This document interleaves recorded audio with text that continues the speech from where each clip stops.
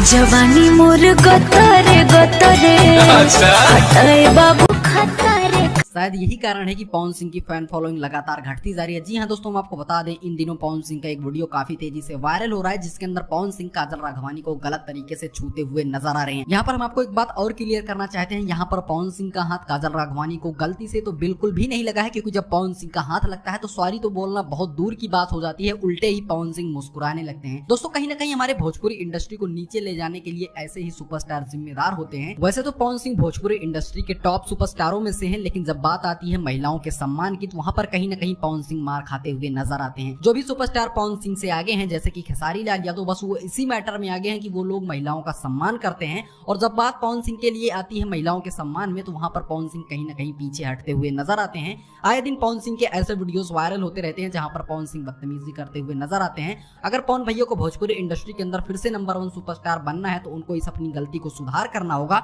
वैसे दोस्तों इसके बारे में आपकी क्या राय है, हमको कमेंट जरूर कीजिएगा।